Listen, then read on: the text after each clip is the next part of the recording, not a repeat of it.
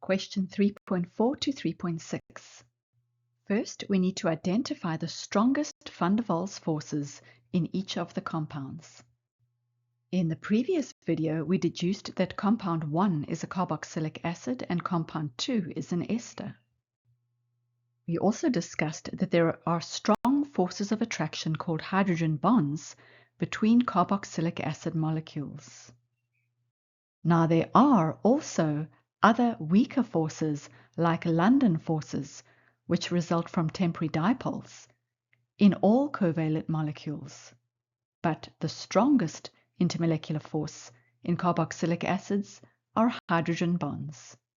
Likewise, the strongest intermolecular forces of attraction between ester molecules are dipole-dipole forces, but these are weaker than hydrogen bonds. Now, hydrogen bonds are usually considered different to and stronger than van der Waals forces, but sometimes, like here in this question paper, van der Waals forces refers to intermolecular forces of attraction which are much weaker than and are different to covalent or ionic bonds. So the strongest van der Waals forces in compound 1 are hydrogen bonds, and in compound 2, dipole-dipole forces. Next, we need to identify which compound has the higher boiling point, and we must explain our reason. We need to know that boiling point depends on the strength of the intermolecular forces of attraction.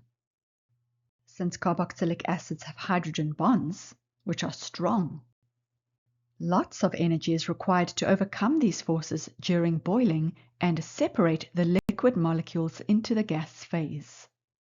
And so the boiling point temperature is high. Now, in esters, there are dipole-dipole forces which are weaker. And so less energy is required to overcome these forces of attraction during boiling and separate the liquid molecules of an ester into the gas phase. As a result, the boiling point temperature for esters is lower. So compound 1, the carboxylic acid, has the higher boiling point. Lastly, we need to say whether the new boiling point of compound 1 increases, decreases, or stays the same when the atmospheric pressure is lower. Boiling of liquid occurs when the gas bubbles which are formed from heating have the same pressure as the atmosphere. We could say when the vapor pressure inside the bubbles equals the pressure of the air above the liquid, the temperature at which this occurs is the boiling point.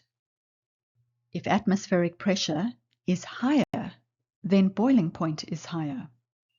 And when atmospheric pressure is lower, then the pressure in the bubbles reaches the same pressure as the atmosphere at a lower temperature, and the boiling point is lower.